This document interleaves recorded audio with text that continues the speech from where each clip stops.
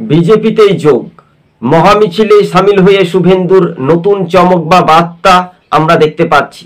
তড়িঘড়ি শুভেন্দু অধিকারীর পাশেই কিন্তু দলীয় কর্মী থেকে দলমত নির্বিশেষে মানুষ কিন্তু বিজেপিকেই কি মুখ্যমন্ত্রী চাইছে। এবার কিন্তু পরিবর্তন না প্রত্যাবর্তন, দিকে দিকে পদ্ম ফুলের আওয়াজ কিন্তু বাড়ছে। ফুটবে এবার পদ্ম ফুল, বাংলা ছাড়তে হবে তৃণমূল, কারো তো পৌষ মাস, কারো তো সর্বনাশ। কেননা হিন্দুরা কিন্তু একজোট হয়ে বিজেপির পক্ষে যদি 26 একটা রায় হয় তাহলে তৃণমূল ক্ষমতা হারাতেই পারে।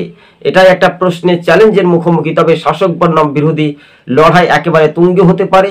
তবে বিজেপির পদপ্রার্থী মুখ্যমন্ত্রী হিসেবে শুভেন্দু অধিকারীর নাম। সাঁওতালি আদিবাসী ভাই বোনেরা কিন্তু শুভেন্দু অধিকারীকে সঙ্গে নিয়ে একটা মহামিছিল করেছিলেন।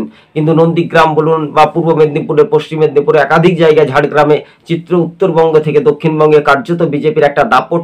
আর সেই দাপটে কার্যকর্তা থেকে মণ্ডল নেতাদের একেবারে দলীয় কর্মসূচিতে একেবারে স্পষ্টভাবে জানিয়ে দিয়েছেন শুভেন্দু অধিকারীর হাত ধরে ফের হাজার হাজার মানুষজন কিন্তু এই মিছিলে অংশগ্রহণ করছেন বা সামিল হচ্ছেন।